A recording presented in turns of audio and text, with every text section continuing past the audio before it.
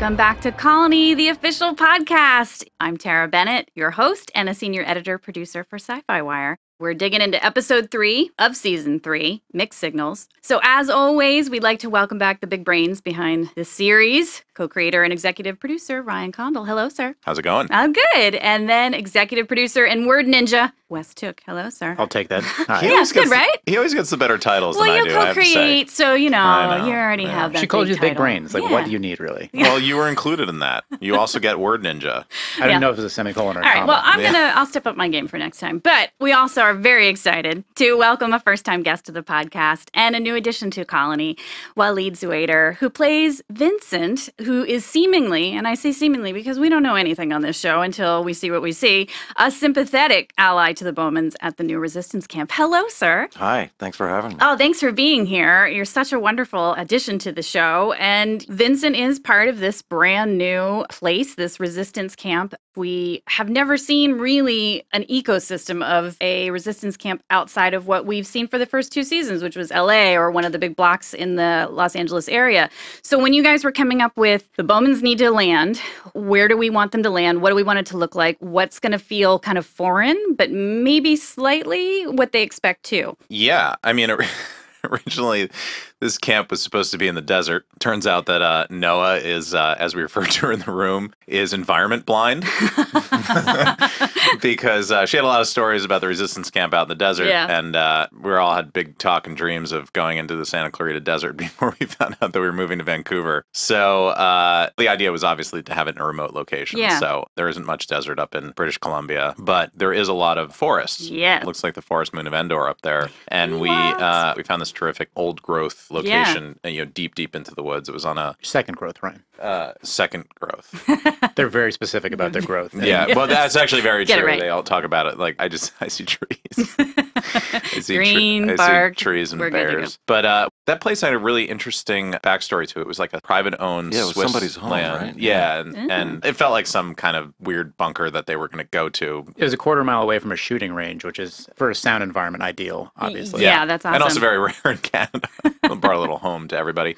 But yeah, it was a terrific location, and the production design team built the hell out of it. It would have been a really cool theme park to keep open as a colony attraction. The writers were living there for a little while, so it was nice. Is that Kind of like a punishment? retreat. Did you have a bad draft? That's how we break them in. It seems pretty boot campy to me, so that Yeah. works out nicely. Better than the factory. I mean, the concept behind it originally was we wanted to do something that was reminiscent of Castro in the Sierra Nevada. Yeah. Just because you've landed in a resistance camp doesn't mean that it doesn't have its own agenda. Mm-hmm. And you can feel that from the moment you walk in. Absolutely. So when you're thinking about, all right, who do we have run this? You have the McGregor type, and then you've got Vincent. And so talk a little bit about creating the archetypes that you wanted running this place, and then we'll talk a little bit about how you came to cast Waseed. I think we should talk to Waseed a little bit about it because he was so instrumental in building out this character, and that our original conception of it was probably a little more simple than where it ended up. And Waseed's first question coming into it was, who exactly am I? What do I believe? Where do I fall? Who do I follow? Mm-hmm. And by asking those questions, he forced us to think about the character in more complex and three-dimensional terms. I mean, we obviously want to keep things as one-dimensional as possible. So unfortunately, sometimes good actors come in and ruin it for us. Well, when you did get the script, Yeah. what was kind of the hook that was really interesting for you and posed those questions? When I got the script, and I got like the first, I think, 5 scripts at first, and I couldn't really find that many clues in there. I think I was trying to discover it myself as I was reading it. The first episode, Tim directed, right? He said something to me, and I can't remember if I had asked him something, but it was a clue into the character. And he basically said something to the effect of, I'd like to see Vincent's humanity. And that really stuck with me. And it kind of answered a lot of questions that I had from reading the scripts. And that was something that just kind of grounded me. Yeah. Because the character is very conflicted, and he's going back and forth constantly. So much so that I just found myself not really hitting my marks and just constantly like pacing back and forth and walking around. And the crew is just amazing because they were literally following me. It was probably the most conflicting character I'd ever played. Yeah. And so we talked a lot about the history of McGregor and Vincent's relationship and how that's changed over time, and when you have other exterior factors infringing on people's freedom and their survival, that really shakes things up. And then the Bowmans come in. Yeah. And what I do see in there that I think is really in the writing and in the casting, just the Bowmans and who these actors are, there was really a shared humanity there. Mm-hmm. And I think that's why Vincent instinctively just latches onto them. And I think that there's a big part of them that's like, well, this is somebody we could really trust. Yeah. It really was a very organic process. It was just a lot of questions, a lot of confusion on my behalf.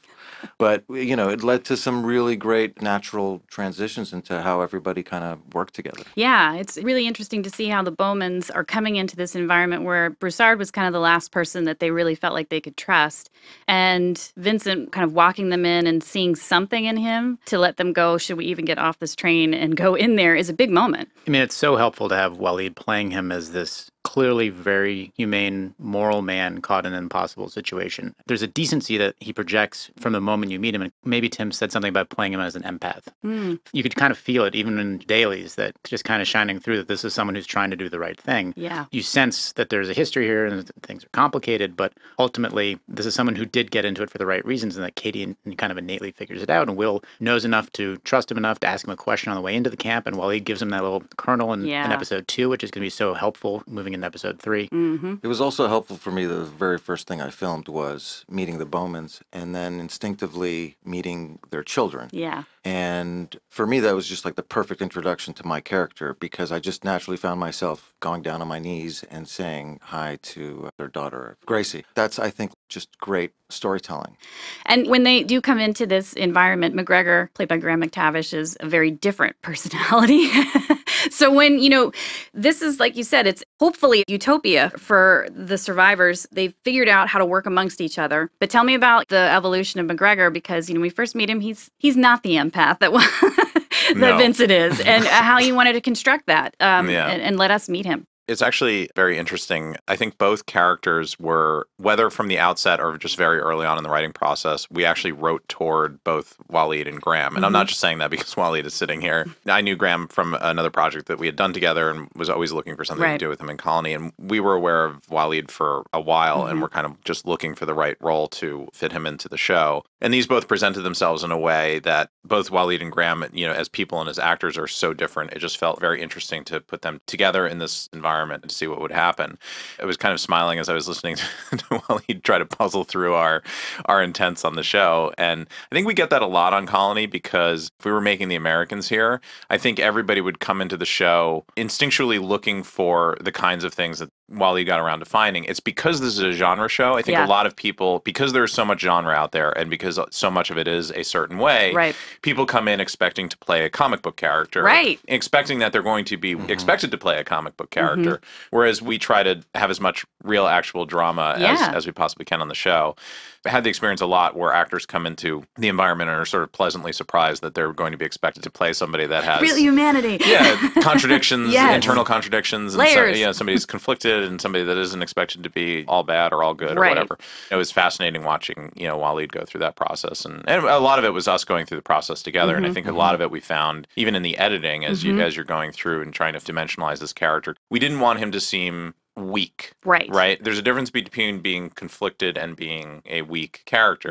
But there's somebody that can really be torn back and forth between 2 points. Obviously, living out in the wild there, it's a very stressful environment. You're worried about the people that you're responsible for. You're worried about your family. You're worried about your own safety. And at any moment, this can all come crashing down. So I think playing into a lot of that and seeing how they're very different. Graham on the other side of the spectrum is very, very assured, very hardline in his stance. And his character started from the point of view of, what if one of these doomsday prepper assholes was actually right? Exactly. And we just started the character from that point and went from there. And that obviously necessitates a really strong actor who can come in and play that role, because if you don't cast it right, you could end up with something very arch and very. I mean, that's what we love about Graham. You would never know it from the roles that he plays on television. I know, he's terrible. Son of Killers, on Dougal on Outlander. He's so even on the thing he worked on with us, he was like the muscle, basically the gun for the main bad guy. He's always so mean, and he really is the nicest man he's so lovely. You've ever met.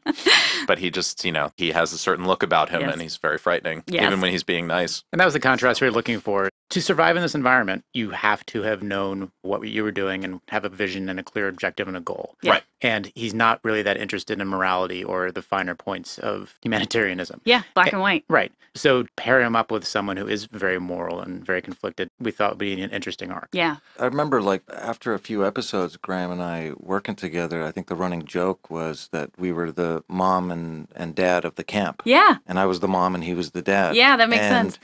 And Like it that. was True. it was really funny, but it was very, very real. He also, as an actor, is like Ryan was saying, he's very, very confident, very sure of himself. I don't think I've ever been intimidated as much with another actor Really? on screen as with Graham, because he just has such an incredible, powerful presence. Yeah. And, you know, it really just helped me in terms of what Vincent's through line was. Once you got into the shooting of it, obviously TV is a brutal pace and you don't get an opportunity to rehearse very much or to kind of figure out how you even block yourself amongst somebody like Graham's character and how do you stand near him? What is the reaction? So tell me a little bit about whether it was in the rapport of you offset and you guys figuring out how you guys played with each other's energy, or was it really led by once you get onto a scene and you guys really feeling how you needed to orient around each other? Was that a director call or you guys just kind of worked it out? The beauty of that was in the casting, and just Mhm. like what Ryan and Wes were saying, just in our different energies. Mhm. Because I think there was even one scene where it was the three of us,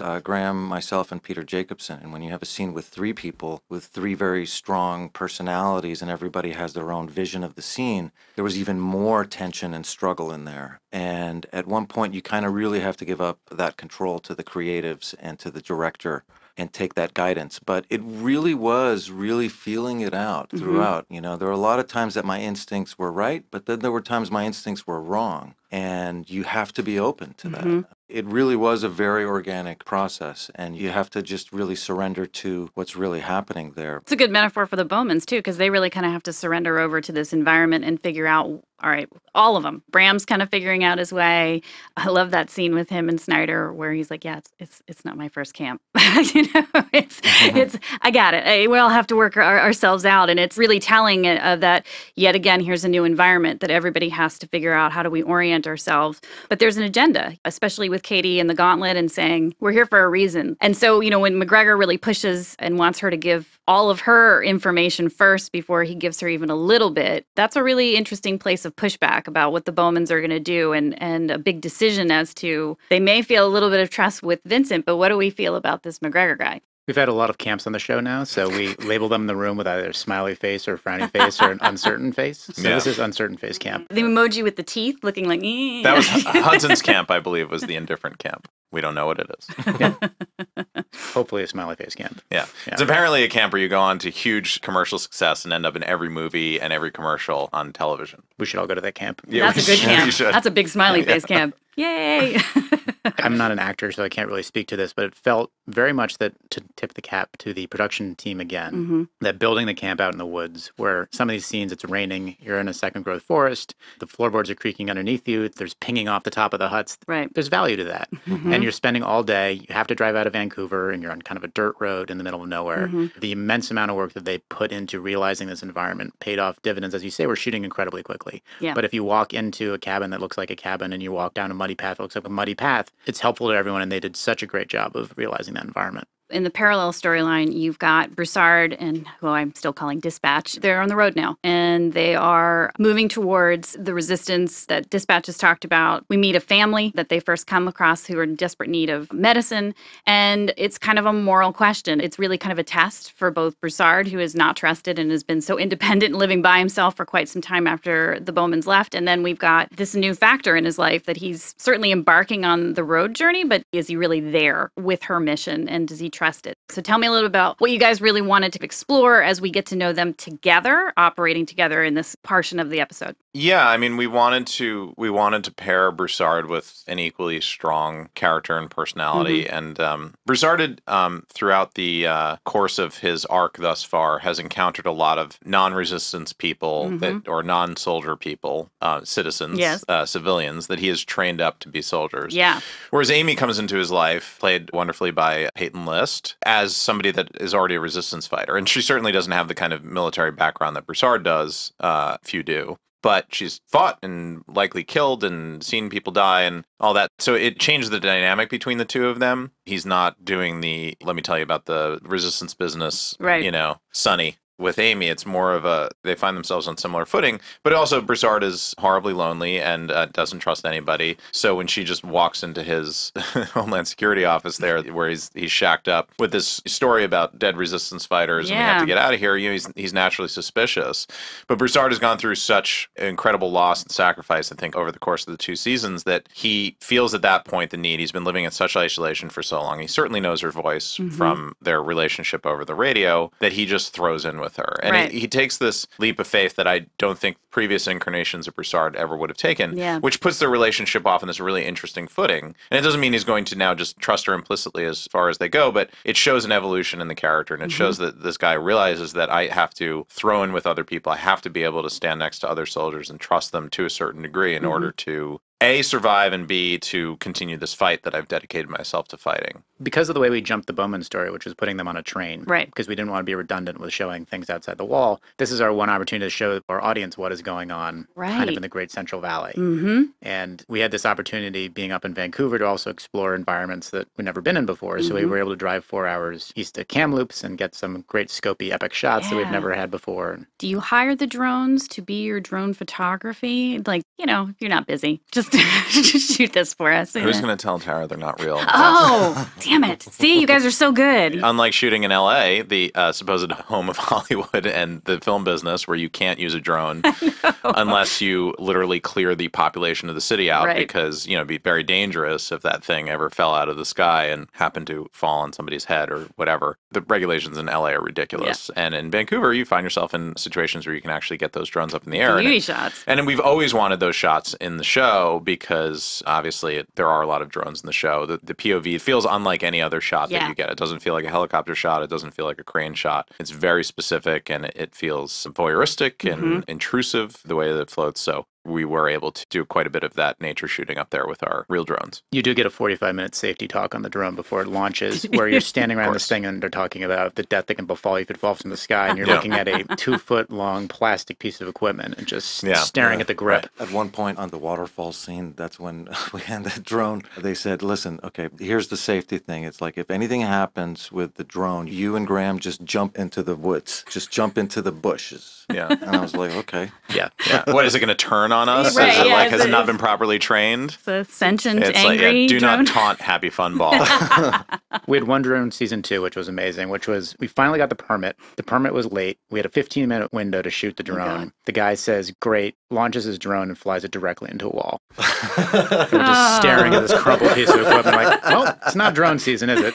Yeah. It only cost the production $65,000, so I feel like we got out of it. Awesome. You guys totally on the positive side on that one. Well, let's finish up with some of the amazing alien. We basically get a lot of revelations in the last part of this episode when we finally get to use the gauntlet as the translator, basically, for the rap that they have at the camp. And we get a conversation, which is very unexpected. Tips up what Snyder has already kind of let Will know about. Tell me about how much you want to show, because that's always a big decision. What do we say? How do we portray it for the first time? Tell me about that huge scene. We have to credit sound design here, first of all. So good. We were terrified about this because, you're finally putting the shark on the screen. And if it's lame, everyone's going to hate you. It's true. And they just did an amazing job of making that feel cool and different. And, there's been a lot of work obviously done in this area to make it feel distinctive, yet not kind of comic booky was, I thought, just amazing work. Yeah, I mean, this really kept us up at night. I mean, we had to execute this on a level that was cool and satisfying and different and unique. And without, we don't have a Westworld budget here. Yeah. So how do you do that? And how do you do that in an environment where we've seen a lot of this stuff? We talked a lot about Arrival. I mean, that was just a great movie where you have a similar thing going on, but it couldn't look like that. Even though that was a smaller movie,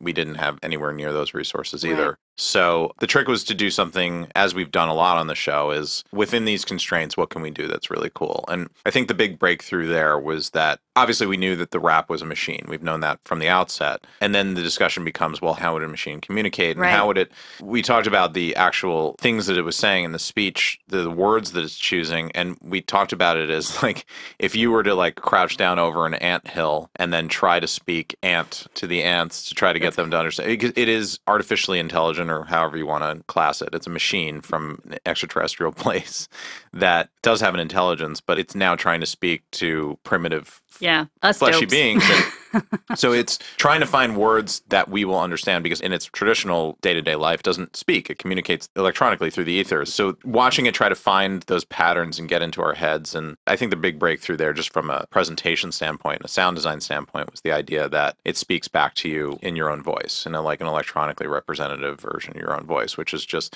it's so creepy and intrusive that I think all of that together, really, really proud of how that scene came out. And if you saw the original version before any post-production brushes were applied to it, it was terrifying.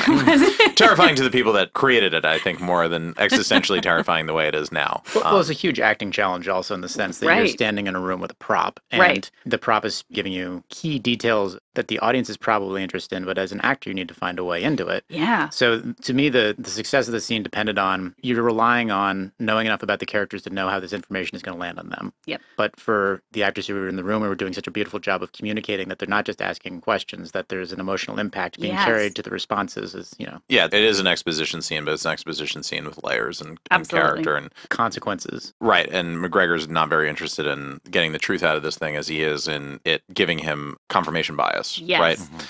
So you came off incredibly well. I mean, you know, that I would tell you that, like, there are a couple times on the show where I've taken my WGA card out and the large novelty shears, just ready to just chop it into pieces. This is it. I'm done. And, I'm over. I think the dailies on that scene were that, and I was just like, well, here we go. Oh god, Power and a quarter.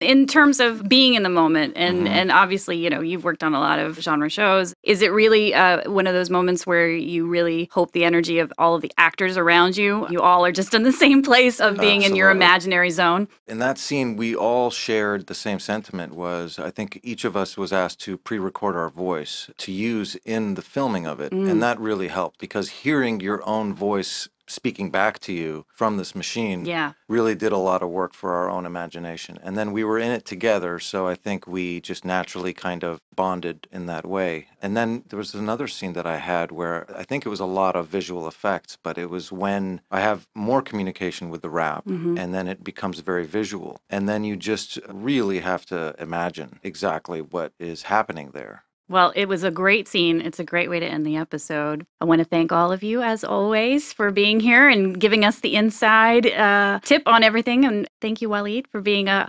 newbie. Thank you so much for bringing Vincent to screen. He's so awesome. Thanks for having me, and thank you very much. See you next time.